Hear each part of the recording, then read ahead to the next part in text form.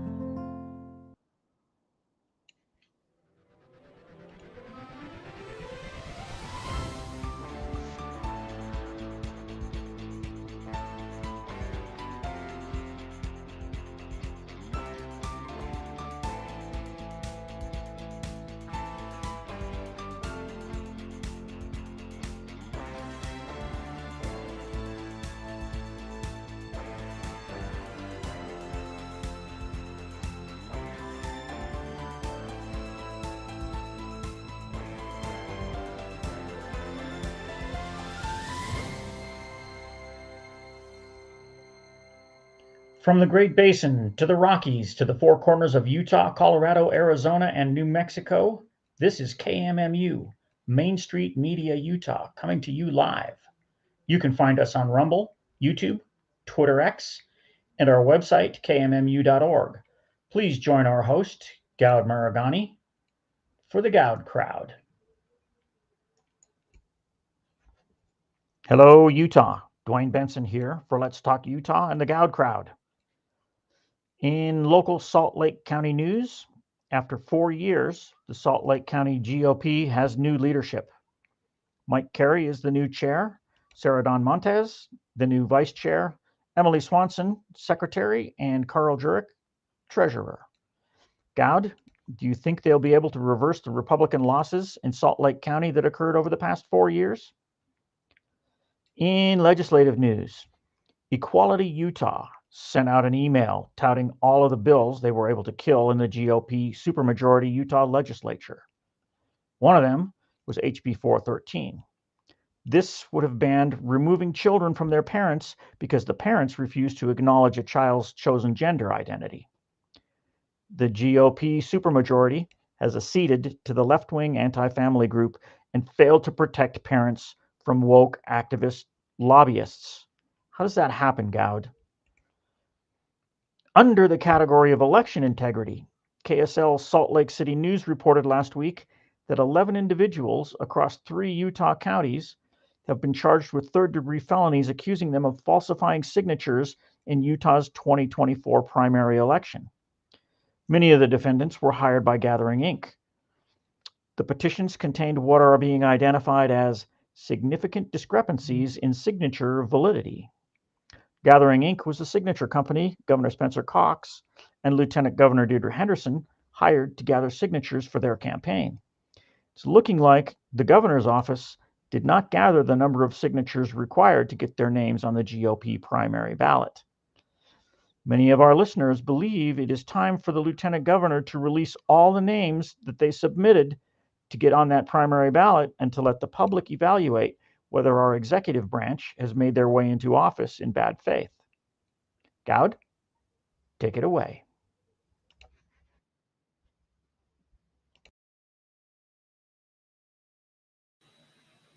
Okay, everybody, welcome to the Goud Crowd. I hope you enjoyed that little news brief from the producer. I appreciated it. I will just say that there have been a lot of developments in the signature gathering news when it comes to Governor Cox and Lieutenant Governor Henderson. I think there's a lot of questions there. Lieutenant Governor Henderson just did an interview with Lindsay Aerts. I have not been able to finish listening to it yet, but before next week, I plan to do that, and I will break that down for you. I'll just say I listened to a few minutes of it, and she is difficult to listen to. She's not an intelligent person. Clearly just not honest. And I think that means that you have to put more effort into showing the dishonesty in the things that she says. So I'll do that. I'll do that for you guys. I'll probably do it on X first, and then we'll talk about it in the show next week. So we got a big show today.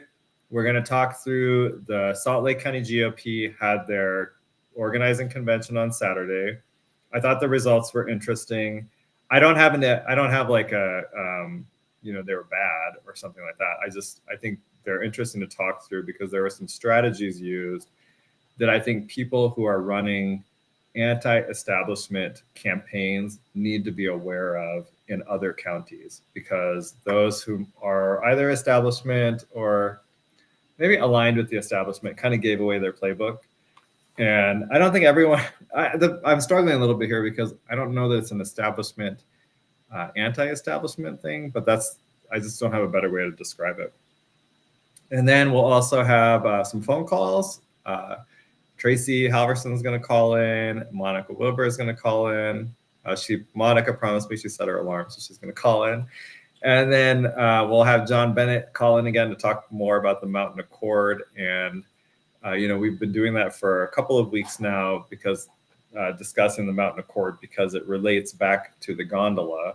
And I think it gives you a good history about how we got to where we are today. Okay, so before we get started, let me just say welcome to the State Bureau of Investigation. As many of you know, Senator Jennifer Plum transed her son.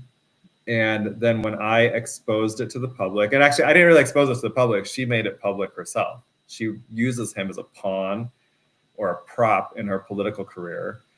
And when I did that, she went and she got law enforcement to contact me. And the State Bureau of Investigation agent called me and told me that he listens to my show. So welcome. I am like Cardi B. I like everybody who comes to listen to my show, even the haters, because it benefits me. It increases my views, and can't really complain about that. Also, though, he went through. The funniest part is he had to spend all his time going through my social media, and then couldn't find anything that was not First Amendment, not protected by the First Amendment. But I assume that he's still listening because I'm sure that Jennifer Plum is, probably calling him on the daily, trying to get him to shut me down, because that seems to be a theme in Utah. The powerful people, they want to shut you down. Okay, so there's a couple of events I wanted to talk about before we get started. One is there are these events by something called LALU. Let me share this with you. So this is the LGBTQ plus and allied lawyers of Utah. They're going to have an event tomorrow at the University of Utah for the Pride Law Caucus, and they're going to have a panel event that'll be where they're going to talk about the laws that were passed by the legislature that quote unquote impact the LGBTQ plus community. When they say that, it really just impacts the TQ plus, because it's bills like the one that restricts what dorm rooms people can stay in. So if you are transgender and you're a man pretending to be a woman, you're no longer allowed to stay in the women's dorm. So that does not affect gay people. That only affects people that are TQ plus. And so I think I've said this before, but the LGB part of the community is the normal part. The only difference between somebody like me and any other man in Utah is that, or that's straight, is I'm attracted to men, they're attracted to women. Besides that, I don't really think there's much difference. But the TQ plus it's mental illness. It's a bunch of people that are mentally ill and really need help to treat that. And instead of doing that, we've turned this into a protected category. And now they come and they're trying to change everything about our society. So, but anyway, this will be a good discussion. I'm going to go to this because I'm interested to see how students are responding to some of this bill passage. With the Trump win, I think there has been a shift among younger people. I am seeing it even here in Riverton and the Harriman area. I went to the gym the other day. There was a girl who looked like she was either in high school or maybe in college who had a shirt on that said there are only two genders at the gym. I for a fact know that a lot of the high school students there support Trump because there's a delegate who was, I think he was 17, so he's a senior, but he could vote by the election. So he's a senior now and he's 18. And I saw him there with a couple of his friends, and they were all like, I mean, pro-Trump, like you wouldn't believe. And so I think that there's a shift, and I'm wondering if that has also bled into the law school, or if the law schools are still totally left-wing and crazy. So I'm going to check it out. The other one is on Wednesday, and it's just a CLE at Parsons, Vail, and Latimer. So something for people to check out if you are interested in that. So anyway, I think we've gone too long on that. Probably lost interest. Okay, let's keep going. The other thing is there's this Miss Riverton pageant. Has anyone been to a pageant? I want to go. It's on March 29th. I might go check it out because I met Miss Riverton a few years ago, and I was very impressed. She was like very young, but very poised and very mature. So I'm kind of interested to see what that looks like. In some Riverton news, Trent Staggs announced that he's not running for re-election. So we have, I think, Tawny McKay is the only one running right now for mayor. So we'll probably have the next mayor will probably be Tawny McKay. And after I had spoken about her, and I don't think I got to really talk about this last show, but I spoke about how she had launched her campaign a couple of weeks ago, and she called me after the show and talked to me. Because like I said, I'm not opposed to her on any fundamental level. I just didn't know what she was running on. But I liked actually some of what she said. The biggest thing I liked is we've had a lot of development now down, I think it's by 134th. They put in that, there's like a big mall with all this restaurants and entertainment. And apparently she made a deal with the other council members that any sales tax revenue above what was projected, it goes to pay off debt. And she said that they paid off 2, I think, of the 5 bonds that Riverton has. So she says that if she runs and serves 2 terms, she thinks we'll be a debt-free city, and that's fantastic.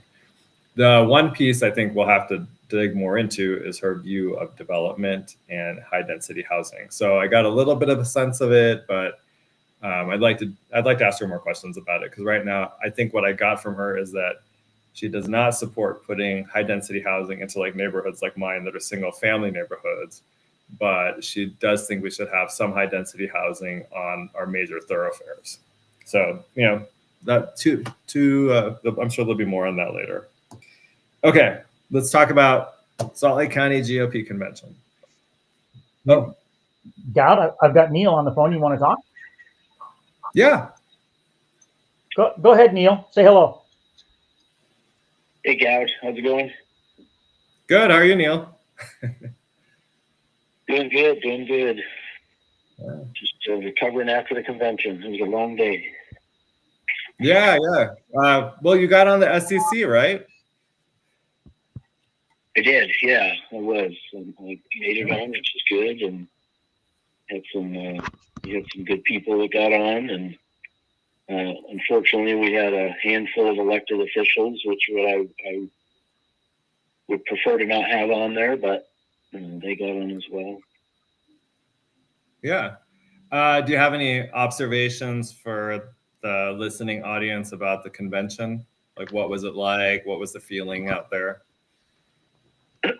So I guess here's what I'd like to just touch on real fast on it is that one of the guys that was questioning me when at the meeting, he asked if I had a magic wand, what one thing within the party would I want to change to get rid of or change? And I told him it would be all the electronics. And anybody that knows me knows that I'm passionate about election integrity, and when we had the caucus and convention systems and we did all the electronic scheduling or credentialing, it just was miserable, and it failed both at caucus and convention. It was horrible. So Saturday at the convention, I poll watched the SCC race, and they were using electronic scanning machines to scan the ballots, and every blank line on the ballot, if it had been left blank, which your options were A, B, C, D, and E, if it was left blank, it would just throw a B in that line. So it added votes to almost every single ballot. And so we started doing testing, and we started noticing it was literally almost every single ballot was getting votes added to it. And so we decided to just end up doing a hand recount, which we did, and was able to, get an accurate thing. But it's just another reason it's like you can't trust the electronic stuff. And, we've been doing caucus and convention credentialing for decades, and we haven't had to have all the electronic stuff. The other electronic piece is our Zoom meetings that we allow our SCC to meet via Zoom meetings. And every time we have an SCC meeting, we end up spending an hour, trying to get that set up, fixed up. They can't hear us, we can't hear them, vice versa, and so it tends to be a problem. And so for me, getting rid of all the electronics, I think would be a huge step forward. But I just, anyhow, so that was kind of what I wanted to just share. But we ended up being there, almost till 5 o'clock that night, just hand counting all the SCC ballots. And so that was a little frustrating. Is there openness among like the leadership of the county party to get rid of the electronic voting going forward? No, are currently, I know Chris and some of them, they're fully behind the electronics. And you get some people that say they like the convenience, but what we've seen over and over, it's just, if people are paying attention, we see over and over that the electronics has issues. We end up having some kind of issue, and again, there isn't any reason why we can't do it how we've always done it. But they don't want to get rid of the electronics. If anything, I think party leadership, especially at the county level, but I think even at the state level to some degree, with, we have people like Max Sims and that's they want to push it. They want to, have a technology committee and actually enhance it and push further. So. Yeah. Okay. Well, thanks for calling in, and thanks for the report back. We appreciate it. And congrats for getting reelected to the SCC. I appreciate it. Thank you. Have a good one. You too. I'll just a little background here. So Neil has been a big proponent of election integrity. When I ran the election integrity committee, that's how I met him.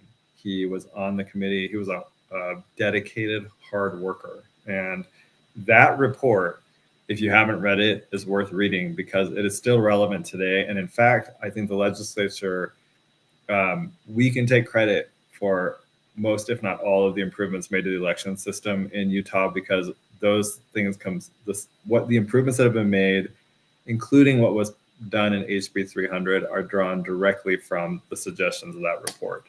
So I'm going to go ahead and take credit for it, as well as Neil and everybody on the committee. Can I add something to this, Goud? Yeah, go for it. I'm a technologist. Technology is supposed to make things easier. It rarely does. Sometimes it does, but rarely. Okay. I mean, a show does not go by on our podcasts where we don't have some little glitch. It just happens. There's just too many things going on. And, these election machines and even the vote counters, you don't need them. They're not necessary. They make things worse. So, and it's just the way technology works. I've been a technologist since 1980, okay, long before you were born. and I say this. I was born in '77, but you know. Yeah. See. Okay. Well, close. I was a baby at the time. But people look at this technology and it's just a black box. No one really knows what goes on behind what's going on with the electronics, except those of us who are technologists, and we just shake our heads. SMH. Okay. Yeah. You know, it's interesting. When I ran for county clerk, they did a hand. It was a paper ballots, and they hand counted it. There were some that tried to stuff the ballot. I remember at the time because it caused a big hullabaloo in the press. But it was they hand counted it in front of everybody while people were sitting there. I thought it was actually very effective. So it's a little bit. They've done it in the past. I don't know why they've switched to electronic voting. Because they think it's easier. They think it's convenient. They think it's better. It's not. It's not. Okay. Yeah. And you know, since the days when ballot boxes were invented, maybe Rome, I don't know, the people have been stuffing ballot boxes. Oh yeah, totally. Yeah. I mean, they got caught in that case, so like whatever. And they get caught.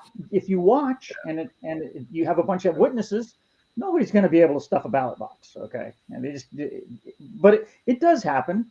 And, you know, I mean, even the signature verification, that's so shady, you wouldn't even believe it, how bad that is with the mail-in ballots, the signature verifications. I observed it and I went, wait a minute, these signatures don't look the same. And people just click. Yep, that's good, that's good, that's good, that's good, that's good. And it's like, no. Yep. Right. Agreed, 100%. Okay. Have at it. No, actually, on that signature verification piece, that's a great point. This is something that we highlighted in the election integrity report that we put out. It is not a reliable form of ID at all. And in fact, you cannot use your signature as a form of ID anywhere except for voting because it's not reliable. And if you notice, the people that push hardest for signature verification are Democrats. And so that should tell you everything you need to know about whether that is a good form of ID. It is not. Okay. So let me give you some facts about the convention, what happened. There was a 39% turnout of delegates. So that means that 61% of delegates did not show up for the county organizing convention. I've gotten some reports from precinct chairs that they actually could not get their delegates to show up, that they didn't want to. And this is something I think I'm beginning to maybe understand what's happening. And that'll just be my observation. And I think part of what's happened is that this cycle showed that the convention has been completely undermined. And so even though they officially have not gotten rid of the convention caucus process, they effectively have done it. And specifically what I mean is this, it's a signature gathering piece, right? So Governor Cox and Lieutenant Governor Henderson, they allegedly collected 28,000 signatures, which is how many they needed to get put onto the primary ballot and circumvent our state convention. But I think the more and more that people look at this, I think it's actually likely they did not collect the requisite number of signatures. And part of the problem here is they won't let us see the list of people who signed their signature petitions. They just say to trust them.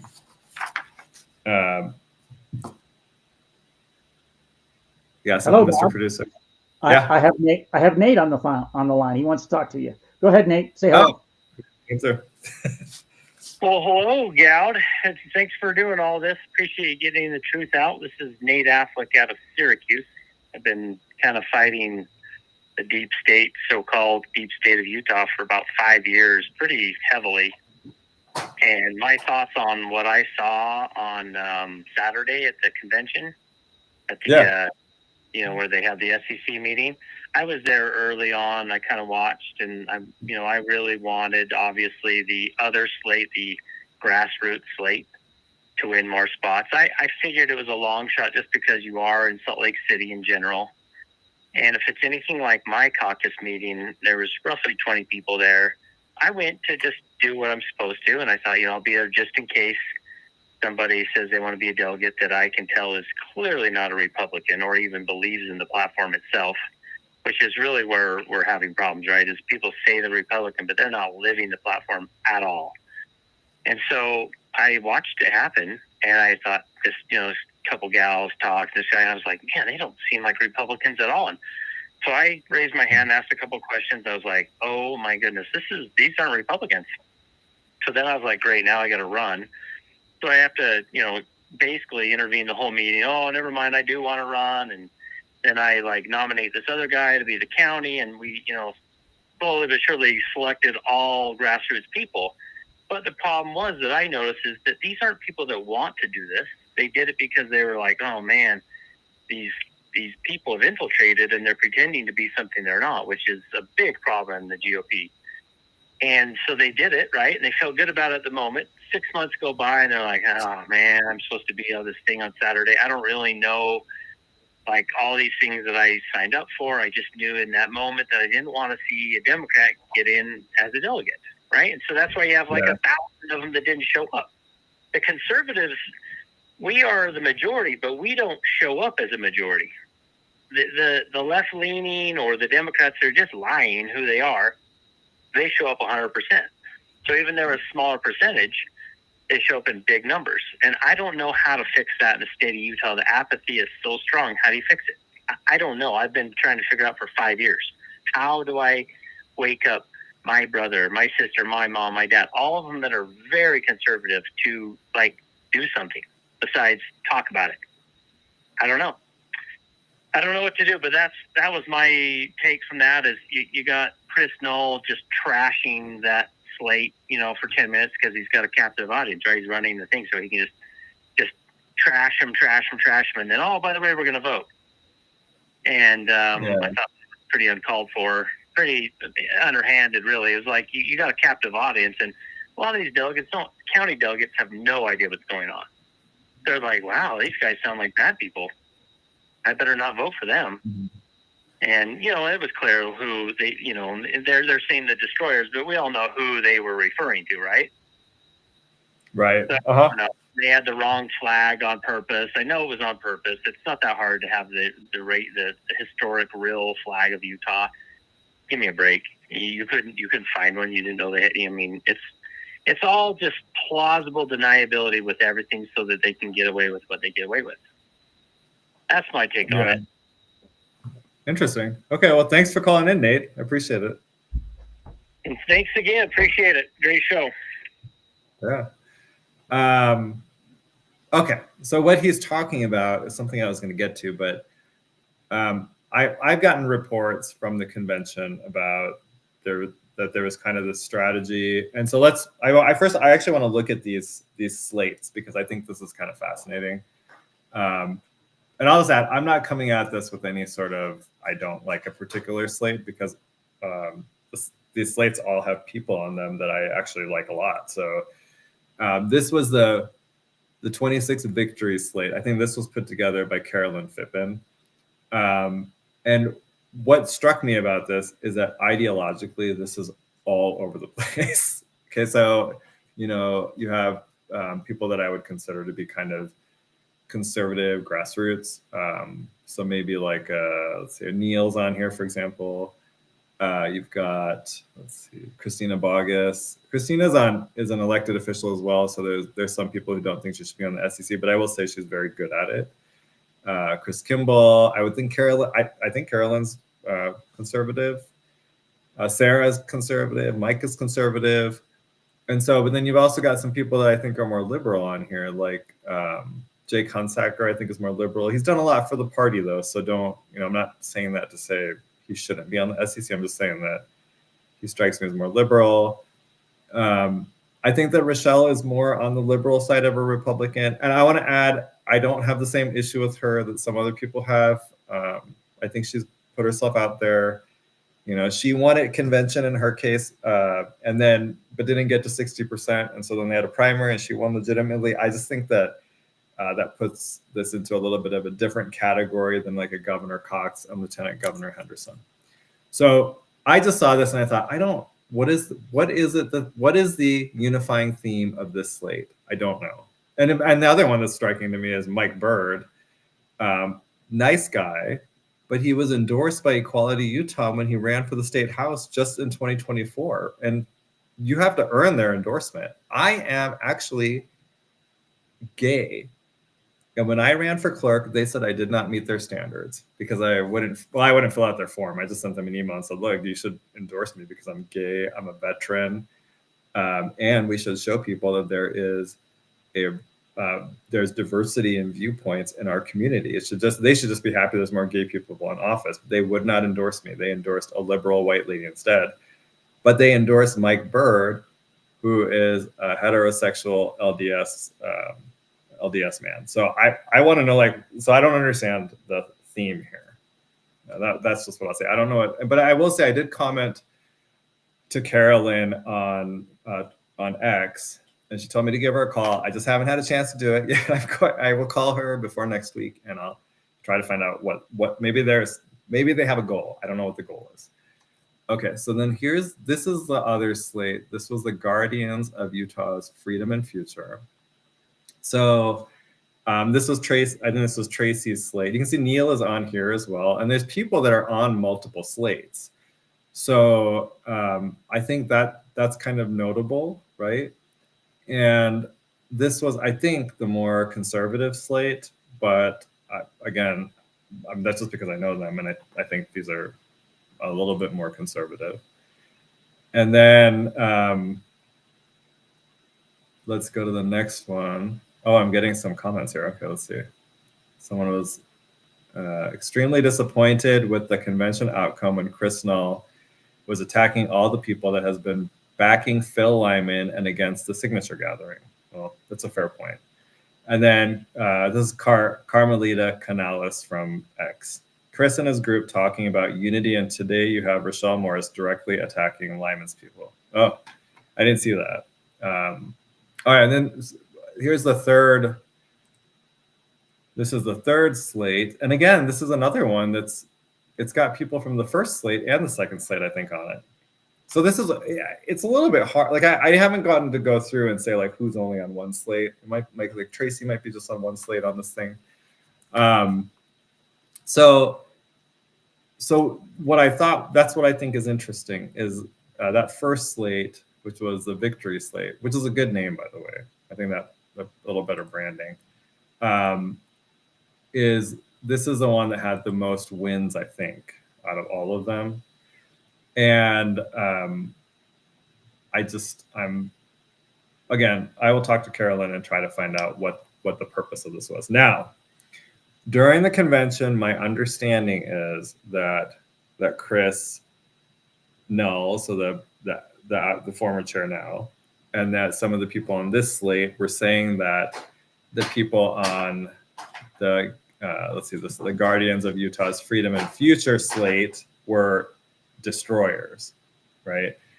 And I mean, I just think if it's a very good question. So the next question is this the way they're going to unify the party? I think the answer is no to that question. But the destroyer point, I would say this, like, I don't think anyone has done more destruction to the party over the past 4 years than Chris and his leadership team. Unfortunately, you have to measure this success by results. And the reality is that from 2020 or 2021, when he took office, to 2025, there have been 2 major election cycles, and the Republicans are down in terms of county government seats. We have fewer seats on the county council, and we have fewer of the countywide elected offices. In this cycle alone, we were down 1. We used to have the treasurer's office, and now our candidate lost that. And so we've got some crazy liberal white woman with like an Indian last name running that thing now, which I noted the last time. So, and let me give you kind of a raw vote number that's kind of interesting. In 2020, Trump got 230,174 votes in Salt Lake County. In 2024, he got 221,555 votes. So his vote total in Salt Lake County for Trump dropped almost 9,000 over that 4-year period, despite the fact that the entire country moved massively to the right, except for Utah. Utah had a smaller move to the right, and it was not because of Salt Lake County. So this in and of itself is an indictment of his leadership. If anything, Trump captured the zeitgeist in the 2024 election like I have never seen before. Actually, it was kind of like 2016, except I think even more so this time. And despite that, we still had a drop off in votes for him in Salt Lake County, which is nuts to me. So and just one thing that I thought was kind of interesting is the turnout dropped as well. So in 2020, turnout was 90% in Salt Lake County, and then in 2024, it was 84.88%. So you had a drop off in turnout, which I think is interesting. Anyway, and now part of my, and I don't know how you unify the party at this point, because I think a serious issue that we have to tackle is the signature gathering, right? If anything, this election has shown the signature gathering does not work. And the problem is, and this is why I think the number of delegates showing up at our convention dropped. At least I think it dropped. I don't actually have the 2023 numbers, just to be fair about this. So, but I'm assuming that it dropped. And here's what I think. If you're a delegate, oh, here we go. I've got another comment. The Salt Lake County GOP failure is on Chris Null. This is from Carmelita Canales.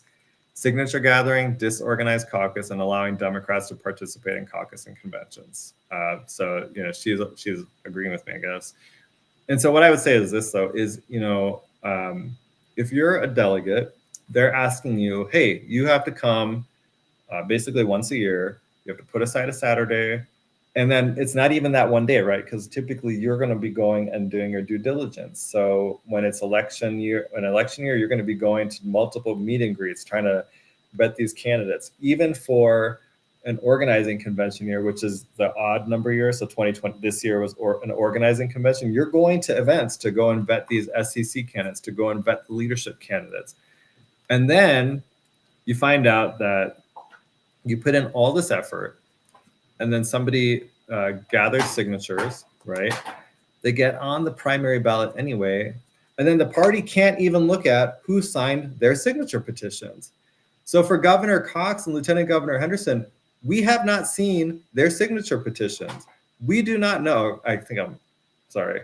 Someone told me that I'm monotone. So here I am being a little bit, more animated, and my dog's like freaking out. Anyway, so we haven't seen the signature petitions. No one in party leadership has actually seen Governor Cox's signature petitions that he allegedly filled out and turned in with 28,000 signatures, right, at the minimum, and then claimed that he could be on the primary ballot, done by, again, the person who gets to decide this is his own lieutenant governor who's running the elections. And they still won't show them to us. We now have 11 of their signature gatherers charged with forgery, and they still are not showing us the petitions. Okay, and I just think at this point, if you're not going to show us the petitions, I'm just going to assume you didn't get the signatures, because I don't owe you anything. I don't owe you the benefit of the doubt. I owe you nothing. You haven't earned it. You have not earned my trust, and I don't think you've earned any voters' trust. And so, but it should have been the party leadership that was pushing to see those signatures. And there's been some movement on it. And because I know Rob Axon at the state GOP level, it's really their job to get this stuff, was saying that they were trying to get this information, but they weren't being combative enough. They should have been, really, to be honest with you, it should not have been Phil Lyman doing your grandma request to get those petitions. It should have been the party doing it. They should now make the grandma request and go through the process and then sue the government to get the petitions, because it's not Lyman's issue. It's really the party's issue, because it is the party's primary ballot that they access. And I think they did it without the requisite number of signatures. So if you're a delegate, how does that make you feel? You spent all this time vetting candidates. You show up to the convention, only to have the entire thing undermined because of the signature gathering. You can circumvent the entire convention with signature gathering.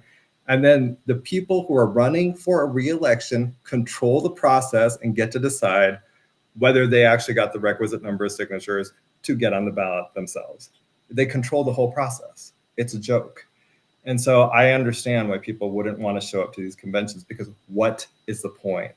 And I'll say this, I hope that on the county level that Mike Carey will actually start to deal with this.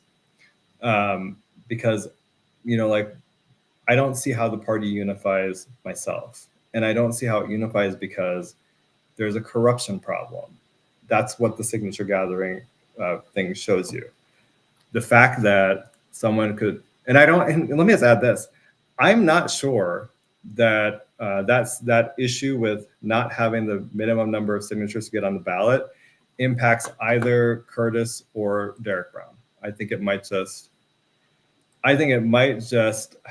impact Governor Cox and Lieutenant Governor Henderson. So I will just tell all of you, guys that this is the demand that we should make. We want corruption to be taken out of our party. And just on that point, I got to say, like, a little unrelated, but our legislative session was a complete and utter disaster. And this is the thing, is like, it's going to be very difficult to turn around Salt Lake County when a lot of the residents here feel that the legislature is not actually responsive to their needs. And so if the way to handle that, though, is for the chairman of the Salt Lake County GOP to push back against the legislature and start to represent the people in his county. And hopefully Mike will do that. Again, like, we have new leadership. I'm happy for that. I like Mike a lot. I think he's a great guy. So, you know, yeah, that's a good point. We got another comment. What's the future of the caucus and convention when you have a lot of people that won against both? It's true. It's very true. I mean, if you really think about this, there's a huge effort in the media in Utah to demonize delegates. I mean, that's another piece of this. So you have these people that step up. I mean, they're wonderful people. And, oh, yeah, call in, Mike, if you want to call in. That's great. You know, we have a lot of really great people that step up to be delegates, and they spend all this time vetting candidates. I don't know if Mike has the number. It's 385-899-2134. So, Mr. Producer, if Mike Carey calls in, you can loop him in. But they step up and they take their time and they volunteer, only be turned around and they get insulted in the press, and they're called extremists and they're called all these names. And that's another thing, right? So number one, you feel like you put in all this effort and then it just gets undermined by the signature gathering process. And then number two is the media just completely insults you. So I think that makes this difficult. So that's what I would say is I was checking my phone, but we can, I think, you know, like, again, our leadership should defend the delegates. They have done that. Like, I do think on that one, everyone's done that, defending delegates, which we should do. So let's see here. It's the only way to handle it. Okay. Well, the producer says the only way to make this work is for the GOP to take back the state one county at a time. It's true. Oh, fake. I'm going to send Mike a link. He wants to join the show. Okay. Oh, okay. Perfect. Does that work for you? That works perfect. Yeah, of course. Hang on.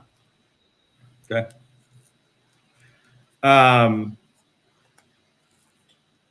Anyway, I guess we'll have Mike Carey on. That's pretty cool. I hope you guys like my t-shirt. Okay. I don't want to bore people, so let me just keep going. One thing I wanted to note is, remember we had this woman, Anna Heath, call in last week, and she was running for the SEC. Well, she didn't win. And I wonder if she didn't win because she didn't give out Heath bars. You know, I should put up the list of people who won, though.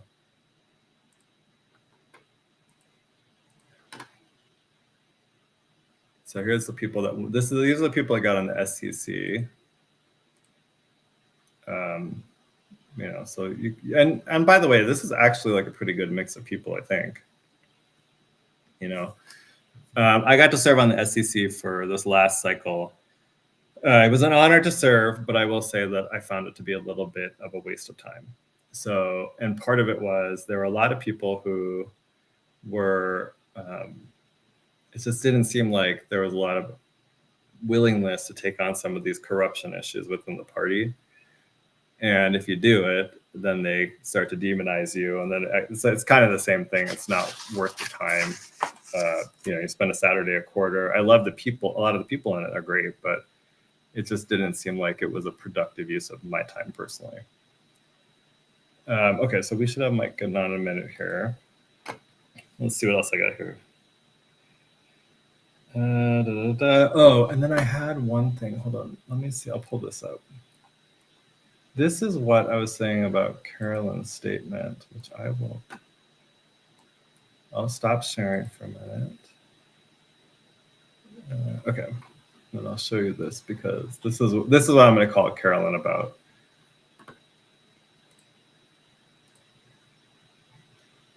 Here we go. So somebody made a comment about her slate, and again, I want to add, I don't have, what the slate is what it is. It's a little all over the place for me, but she did say the SEC is very time-consuming, rather unexciting. That is true. It is very unexciting. Detail-oriented job, also true. That receives no accolades, also true. And requires commitment and the ability to work effectively with like 200 other volunteers from around the state, also true. Do we have Mike on? You're getting bombarded, Goud. I have Mike and I have Monica. Okay, well, let's put Mike first since he's a new party chair. Okay. Okay. Hey, Goud. Hey, how are you? Pretty good. Is the audio okay? No feedback? Yeah. Monica? Yeah, I can hear you. All right, cool.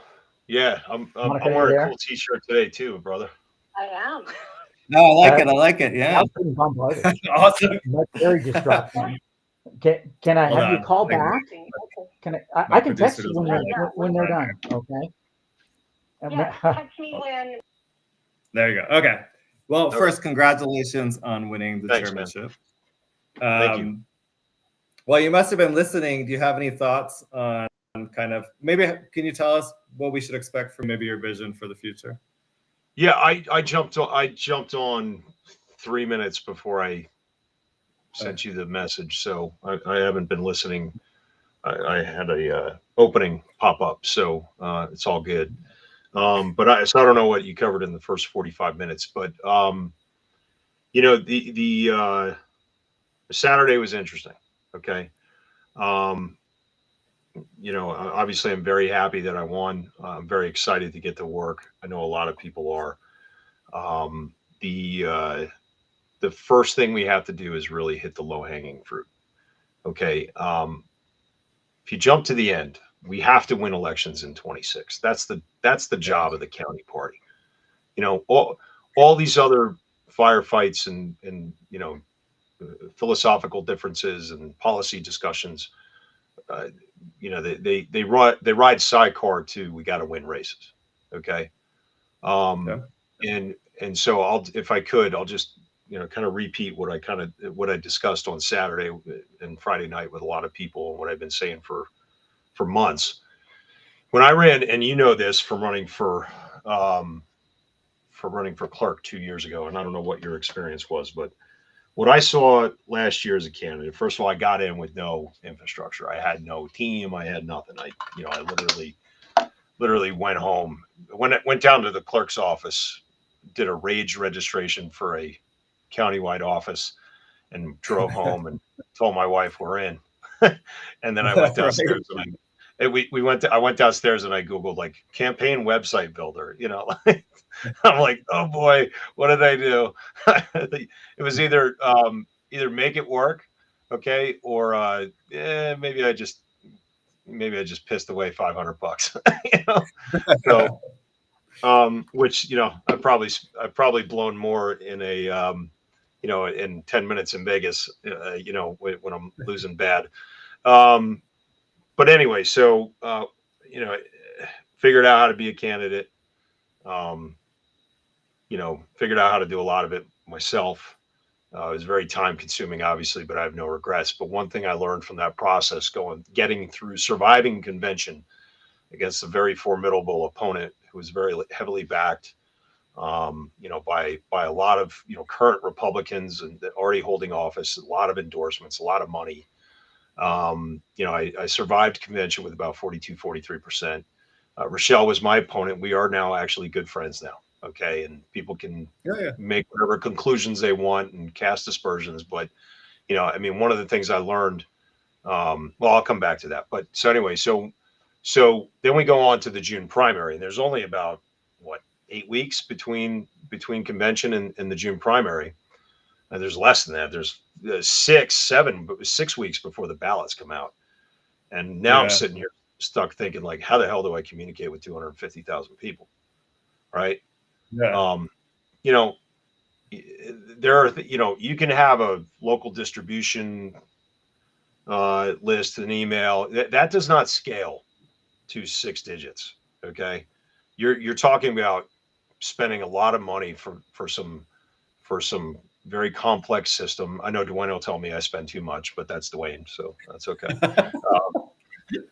He'll tell me. I know he's got all the answers, and trust me, I'm going to be hitting him up because he texted me earlier today to congratulate me. So I know you heard that, Dwayne. The phone will ring real soon. Mike, I'm just glad to see you. Congratulations and thanks, brother. Thank you.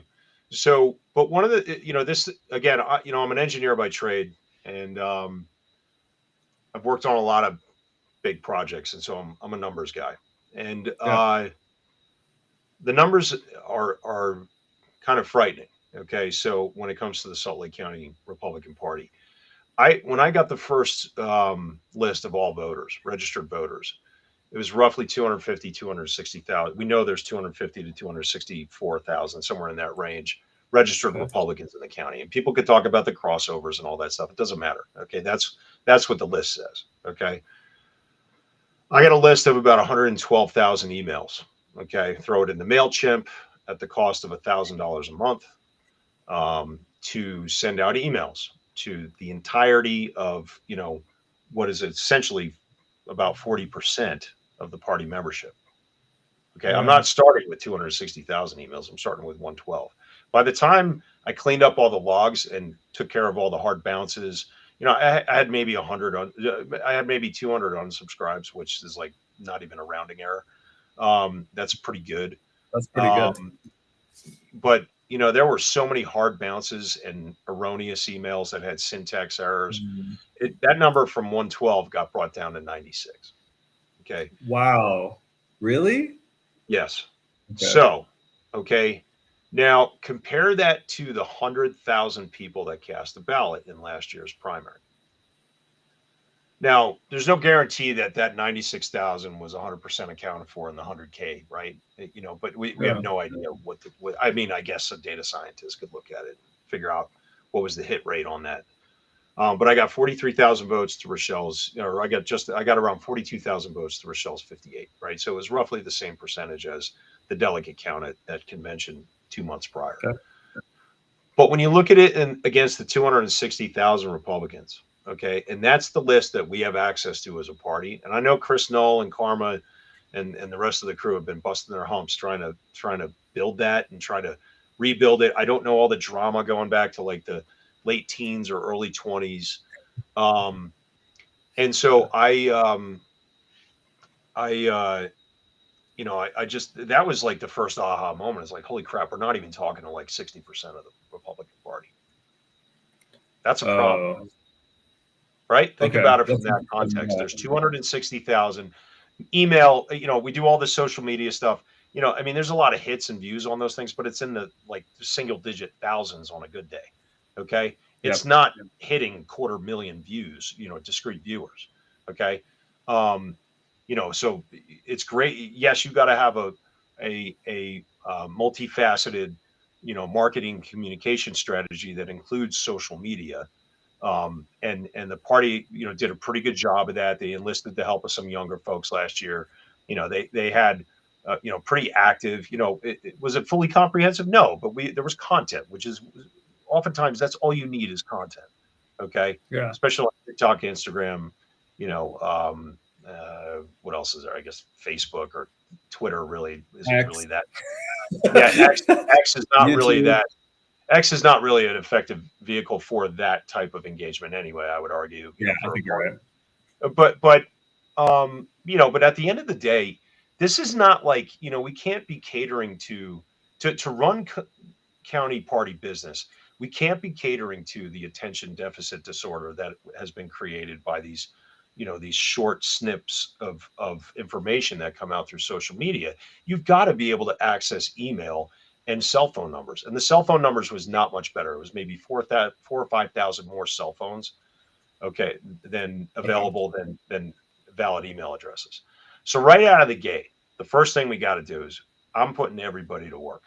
Okay. Over the next 6 to 8 months, I'm going to be leveraging the regional chairs, the Senate district chairs, the House district chairs to coordinate with precinct officers, with precinct officers, and I mean top to bottom, vice chair, secretary, if you got one, all the county and state delegates, and go walk your neighborhoods. If anybody's going to have the highest probability of success in filling in the blanks on emails and phone numbers, it's going to be your neighbors who okay? You're not just walking up like, selling lawn service or leaf collection or window cleaning. They're going to recognize you, okay? And yes, we got to be mindful of security and be real careful with the lists. And, maybe there's a way to use the canvassing app Numenar that we used as a party last year, but I need all hands on deck.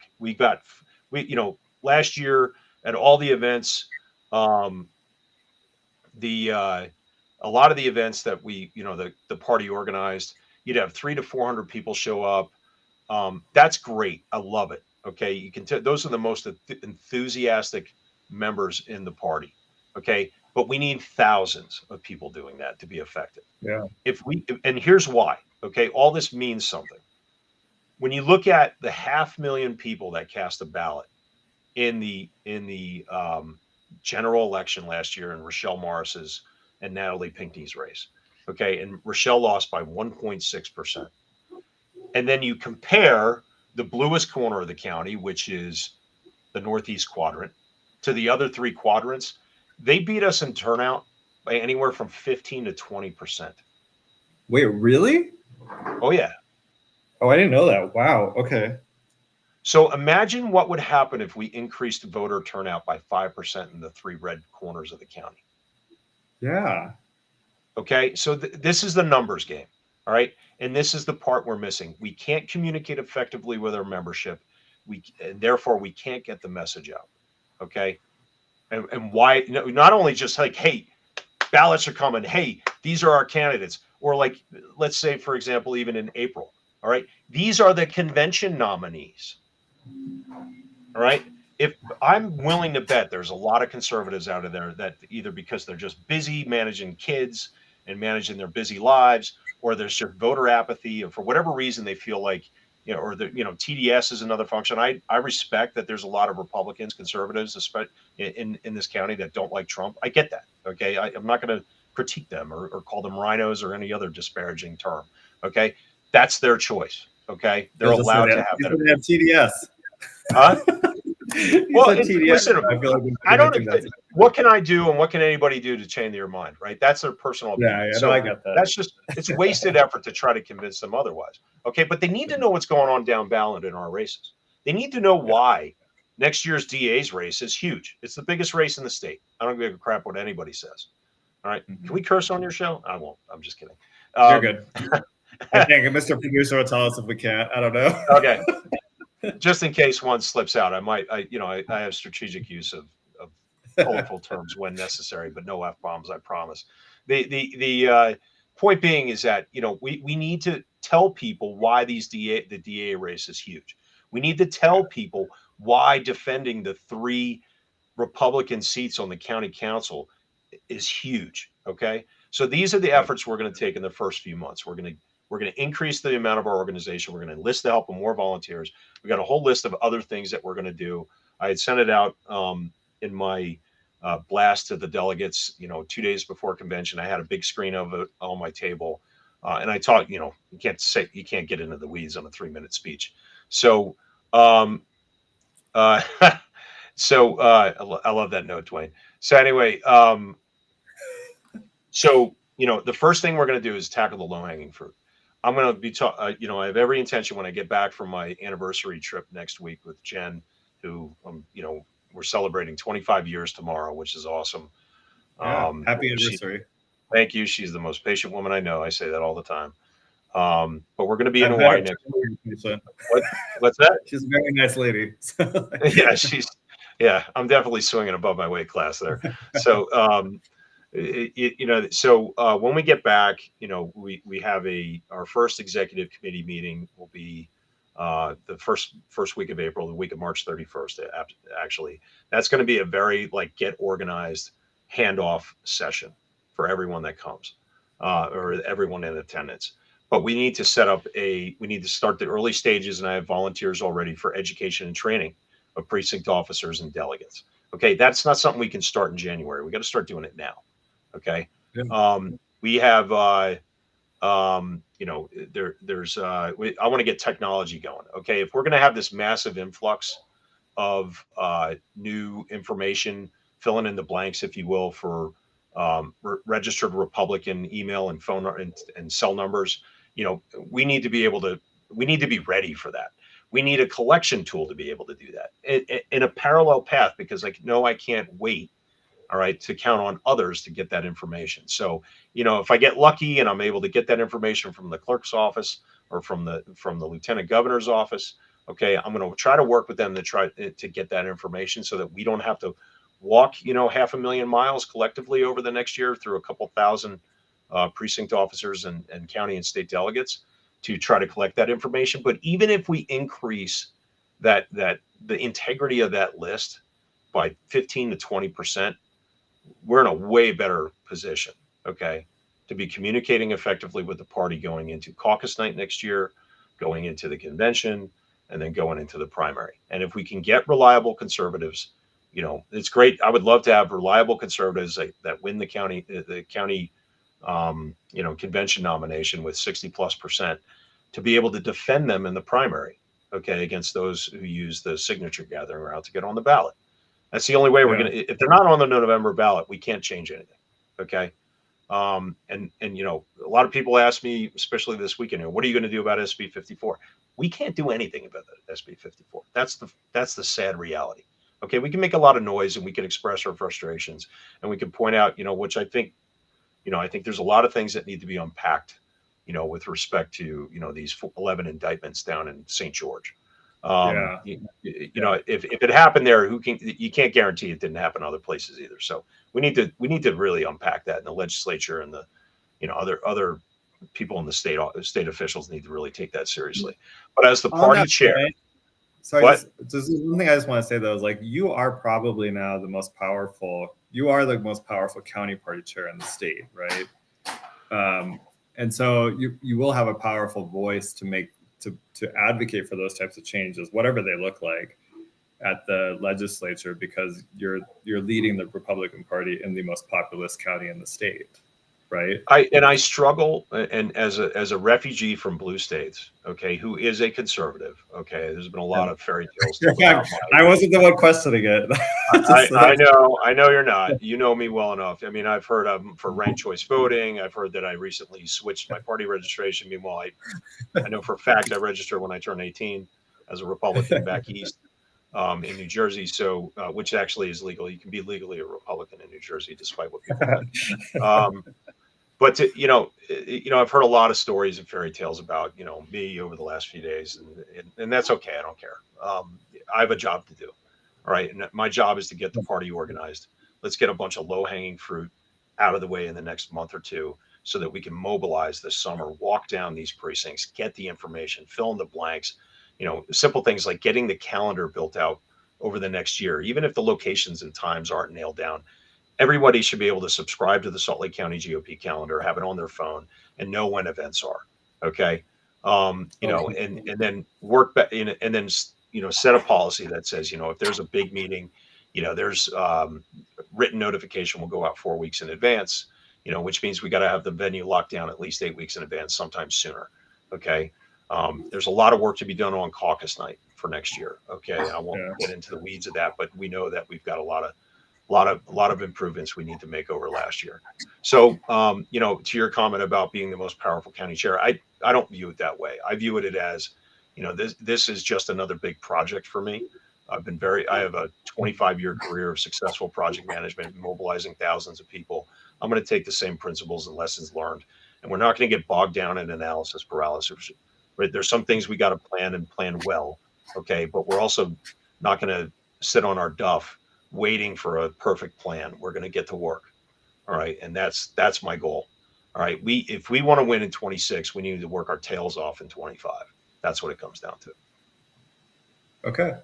You got any closing thoughts for us? I have John Bennett on next, so I have to. John. I love John. He's a great guy.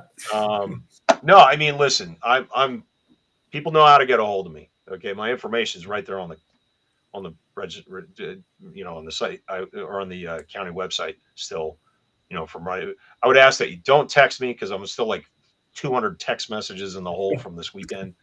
But, shoot me an email. And there's going to be a transition period. I've got to take ownership of like simple things like the chair email from Chris, but we'll take care of that over the next few weeks and know that like, if I'm not responding, it doesn't mean I'm ignoring you. Okay. It just means that I have a plan and we got to get that plan going. All right. So while everyone has enthusiasm, I promise you there are going to be adequate vehicles for people to bubble up concerns. And, if you look at the plan I published, it's on my website. It's a big graphic. I mean, there's a whole bunch of stuff I want to do starting at, that'll really take effect by the end of the year, especially before the next legislative term. We talk about ad hoc committees on specific subjects. Law enforcement, land use development. That's, near and dear to my heart. Voter integrity and election integrity. Okay. All these kind of subjects. But what we need to do, especially the most passionate people in the party, okay, including many of those who lost. And I want to say one more thing after I complete this thought. Is we've got to focus our energy in a constructive, productive way. All right. You can't be spread a mile wide and an inch deep. If we got, 20 people that are super enthusiastic, go to news or issues. Yeah. Go to news and media. If you go to, news and media tab, there you go. It's right there. Wow. That's the plan. Oh, this is really nice.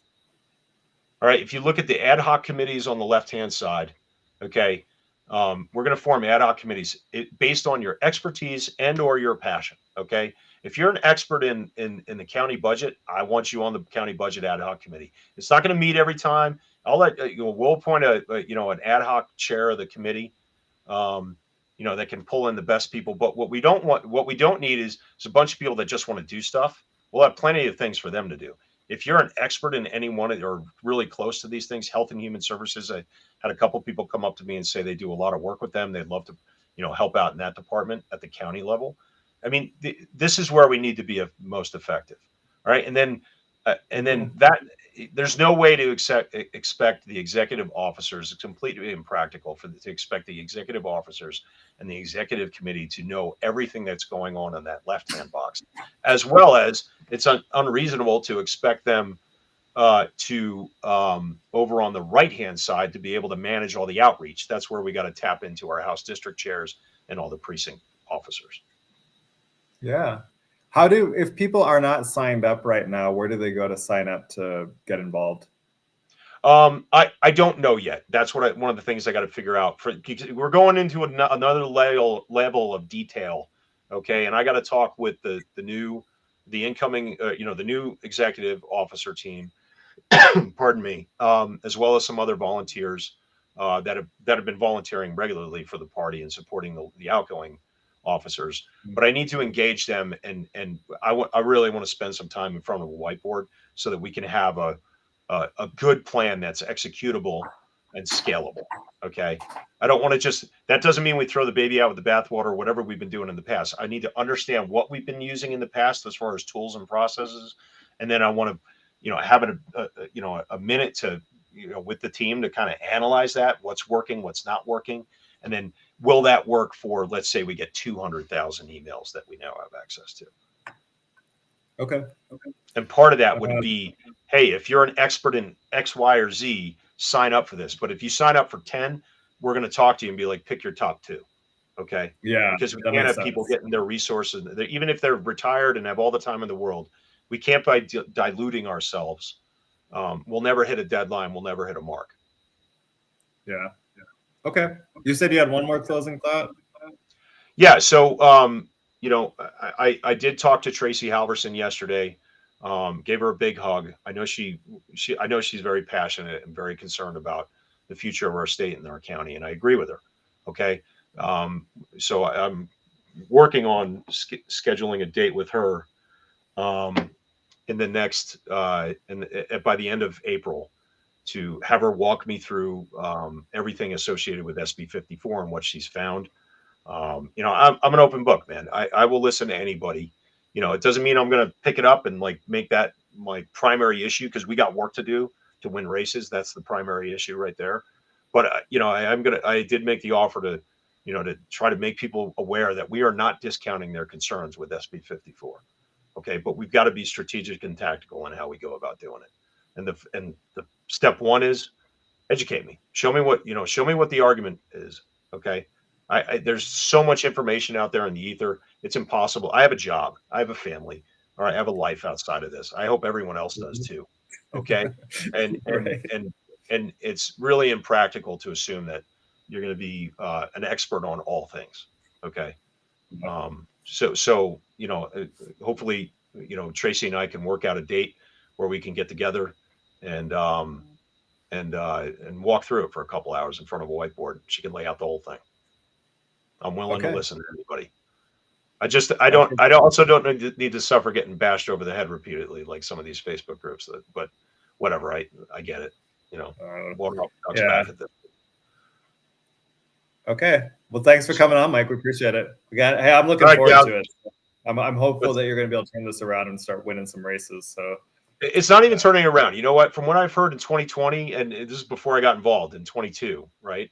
The party was in a ditch.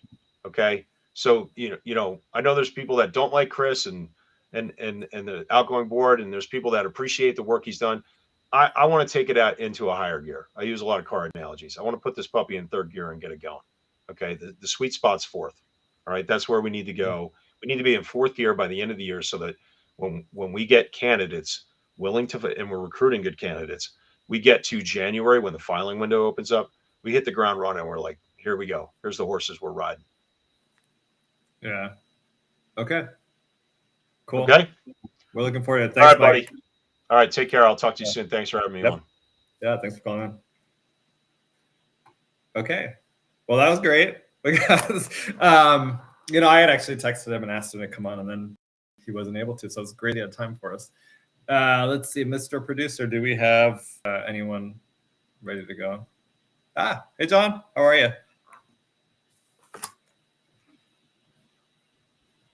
We have John Bennett. Yeah, I see him.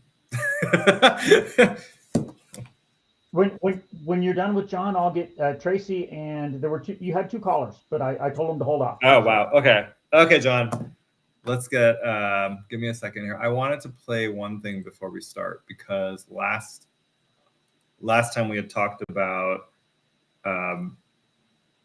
the Mountain Accord. I wanted people to see a part of that video with Jason Chaffetz. So just give me 1 second. Let me tee this up.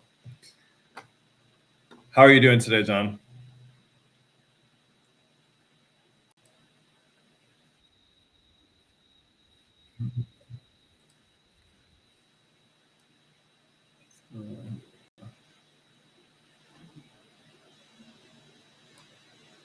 Okay. Okay, give me 1 second. I'll share my screen with y'all. I'm hoping this is going to work. So, here we go. I think did I lose John? Who's there? Okay. Pass this bill so that we can take care for the future generations John, some of the most but lovely he may be landscapes muted. you could ever come across. Oh, this is freezing again. Hey, Mr. Producer, can you do this for me? It's the same issue I keep having. I'm going to send this to you.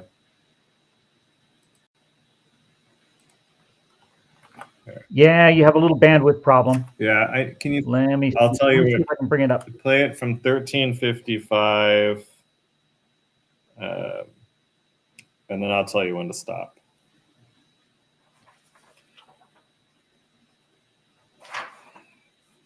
Okay. While he tees that up, John, do you want to tell people just a quick summary of background and your involvement with Mountain Accord?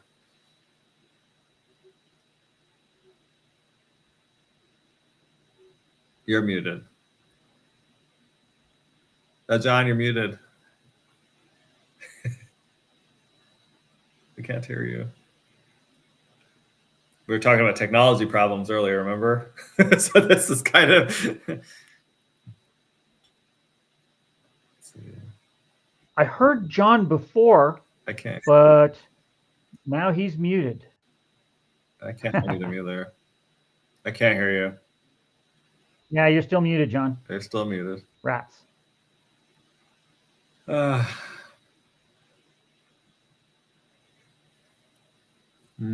No, still can't hear you. Do we want to, Mr. Producer, do you want to try to take him off and see if we can get this fixed? Yeah, John, I'm gonna boot you out, and then you can try coming back in. Okay. Yeah, let's try that and see if it works. We're gonna continue. We'll have a short little segment on the Mountain Accord. Do we have Oh, okay. I was gonna say you want to talk to Tracy and Monica. Yeah. Let me get them back. Okay. And we'll continue our conversation. We'll see what happens with. We'll see what happens with John. Okay. He came in before, and I could hear him. Okay. Well, yeah. Technology. They're here. And plus, it's related to what we were just talking about. You know, I think the Salt Lake County GOP convention is the biggest news of the John is back. Let's see. Okay. Hey, John. Nope. Oh, still muted. Yeah. Dang it. All right. Do you want to? Yeah, Mr. Producer, do you want to just pull Tracy and Monica in and then see if you can fix John's thing? Okay. Okay. Let them know. Okay. When John first came in, we could hear him, but I could not. I've never been able to hear him. For those of you online, we've talked that sometimes we have technological problems. You know, this is normal stuff. Luckily, we're not counting votes, so it's not life-changing, but it happens. So we're gonna have. Well, and you have a lot of people watching too, but that shouldn't affect us. Shouldn't affect John. Yeah. What's wrong with him? Yeah, I could tell people about how I think I've told people about my computer thing. It might be my computer because I have a really crappy computer because when I got fired from Lucid, they offered to let me buy this. They had a really nice computer. They were like, you can buy it for $180. And I was like, you know what? You can take your computer and shove it because you just fired me for politics and I don't want your computer. And I remember at the time thinking, you're going to totally regret this. You're being a little bitch for no reason. Pardon the French. But I don't regret it. Monica. I don't think I regret it. Do we have someone online? Monica, you there? I'm here. How are you doing, Dwayne? I'm good. Hang on. Let me drop you in. Okay. I can hear her. Dwayne, you're on. I know. My mic is on. Monica, go ahead.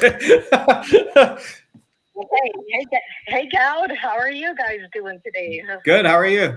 Do you have some observations from the Salt Lake County GOP convention for us? Yeah, that was an interesting convention. But what do you want to know specifically? Well, what was the feeling at the convention? I'm interested to know what kind of a feeling you were getting from delegates in terms of How are they feeling about the GOP, the direction we're going, things like that?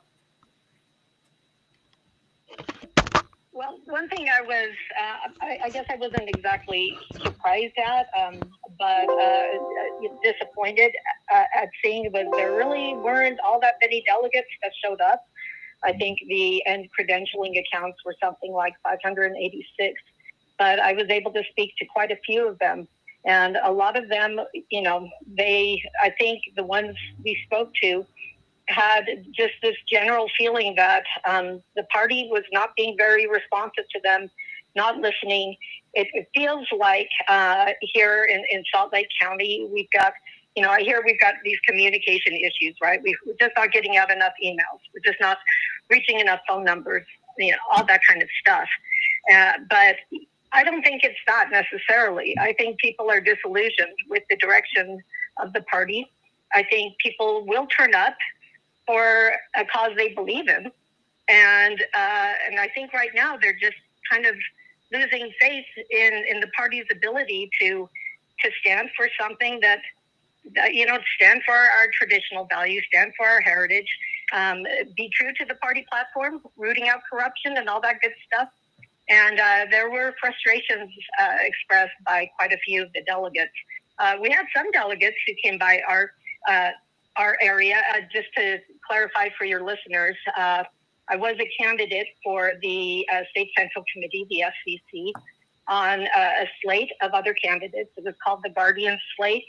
Mm-hmm. And our mission was to make delegates relevant again, to protect the caucus and convention system, and to protect against those conflicts of interest where you have people who are already in elected office and they're running for the State Central Committee as well.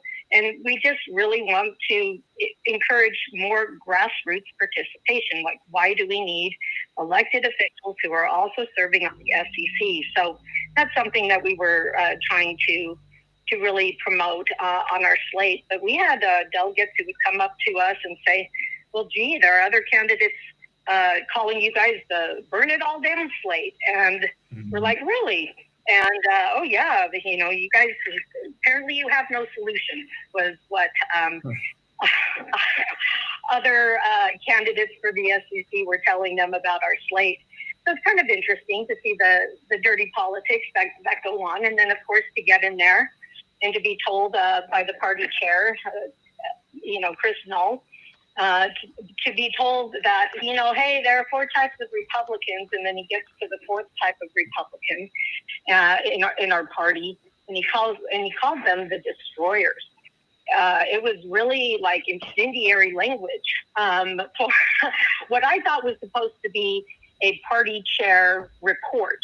That was, they had the county party officer reports during this time, and boy, it sounded almost like a campaign speech of some type, and he was using it to denigrate, whoever he thought were the destroyers, the ones with no solutions. And so I'm hearing this running theme, and it's like, oh, it almost sounds like a coordinated message that's going on with our Salt Lake County party chair and with other people who were running for the SCC, people I would call establishment politicians or establishment Republicans.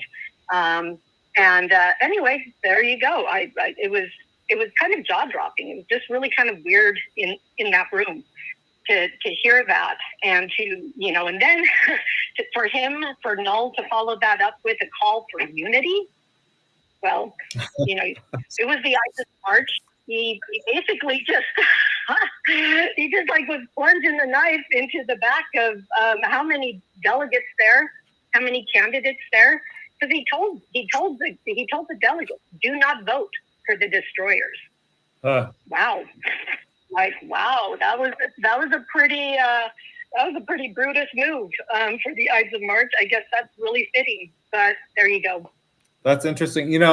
I was talking to some people, and I think that's the takeaway I got from this is that will be, I don't know how to coin this, if it's establishment versus non-establishment or exactly what it is, but that for the next set of county conventions that go on, where there's going to be SCC elections and officer elections, that the candidates who are running that are not wanted by the establishment, they need to take into account that that's probably the argument that's going to be used against them as well. And they need to come up with a response to that ahead of time and understand it, and then know how to message that back, right? Right. Like, I mean, you know, we had people calling us like flamethrowers, people who wanted to burn it all down. And, you know, our response is, well, at least we're not gaslighters. You know, we're not telling people something that isn't true and then trying to get them to believe in it, or try to make them feel crazy for seeing the situation as it is in the Salt Lake County Party, the Republican Party, and then trying to convince them, yeah, those things aren't happening. You know, we're not playing Jedi mind tricks on the delegates. I think as a delegate myself, and as somebody who's been involved in Utah party politics for well over 20 years, you know, when I first moved into my home, we had the precinct chair just, you know, down the street and around the corner. She asked us if we would host a caucus meeting in our house. That was back in the day when you had neighborhood caucuses and you actually met in your neighborhood and you had your neighbors in your home. And I said, sure. I had no idea what I was signing up for. And then she said, well, can we hold 2 more precinct meetings in your house at the same time? And I said, sure, why not? You know, again, I had no idea what I was signing up for. Yeah. And it turned out here we got 6 people around my kitchen table and 6 people in my living room, and then, you know, 8 people in the office. And I started to learn what this grassroots, what this representative form of government that we're supposed to be having in the party is about. But I tell you, it just seems like further and further from kind of this, I don't know, it just feels like when you have a party that drifts, you know, and they're more concerned about like, well, we just need to win elections. Well, if you want people to turn up for you, then you gotta be very clear on what you stand for. And I think the candidates you select, the candidates you allow to represent the party are absolutely key. Like, I'm not going to put in time. I'm not going to put in money for candidates that don't represent my values. I think maybe fighting for SB 54 is not worth their time. I think that's a fair point. That's how it runs the other way. That's what I learned, is that when I ran for clerk, there are a lot of establishment Republicans who made it very clear that they wouldn't vote for a conservative because they didn't support things that I wanted. And so I think I have been more of the mind of let's just vote for whoever the Republican is, but I've kind of changed my mind on that more recently. So I get what you're saying. Yeah, and that makes sense. And I said fighting for SB 54. I meant fighting against SB 54. Yeah. I'm like, no, don't fight for SB 54. You know, but we you know, these are things. I think the substance is important, and having elected officials that you can trust to do what they say they would do. I feel very disillusioned as a lifelong Republican, Utah Republican. Like, I'm not bringing in my version of Republicanism from, you know, another state. I have been a lifelong Utah Republican, and I'm really disenchanted with the way things are going. You know, we can talk process all day long, but if the substance is empty, if you can't inspire people to get involved in the party because they can see very little daylight between us and the Democrats, you know, it's just our spin on stuff maybe. Why would you invest? Why would you really, honestly, why would you invest your volunteer time, your money, your efforts, your energies? And I you know, it's almost like I can understand why some people are just like, they're kind of done with it. They're really sad about, you know, a party that doesn't fight to make sure its candidates, its nominees that were selected at convention, that isn't really fighting for those people and doing all it can to respect the will of the delegates, and you know, to have the fact that we have a governor, right, who insulted all the delegates. I don't need you. I can go around you. Yeah. I can just buy my way onto the ballot or cheat my way onto the ballot. Oh my goodness. We have issues here in Utah, and we got to start with cleaning house. Like, who's going to, like, I'm not going to sit around in this building when it seems to be rotting from the inside, but if we're going to splash fresh paint on it, every couple of years and say, well, yeah, we got new people. Well, that's great. But those people have to give more than just lip service to the conservatives. I think we are past that point. If they need us to make the party look good, then they have to do more than just, we'll listen to you. We'll listen to you. We've been through that before. That's a circus that, I think we're done performing in. Yeah. Okay. Well, thanks for calling in, Monica. We appreciate the feedback, and thanks for running. I always respect people who put themselves out there. Yeah. Okay. All righty. Hey, you're welcome. Thanks. Yeah. No, that's a different, interesting viewpoint, right? I think she's hitting on some of the very important issues and the unity piece. We have a couple comments from Carmelita Canales. The first step should be to talk to people on your own team to stop calling names to delegates. This is not the way to unity. So I think I think that message might be for our new chairman, Mike. I actually think, I am friends with Mike. I do think that he'll address these types of issues. I certainly hope so. And then she also said, we all want the Republican Party to succeed. And that is, we do. We all want that. And so it's just different ways of trying to get there and make this happen, because I think the last 4 years have been a disaster in Salt Lake County. Let's see what we got here. Should we try John again? Yes. Do you want to do that?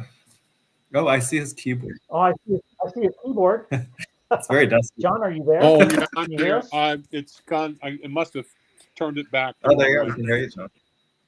Okay. We can hear you, John. Yeah. I went on the settings, and my what it was that my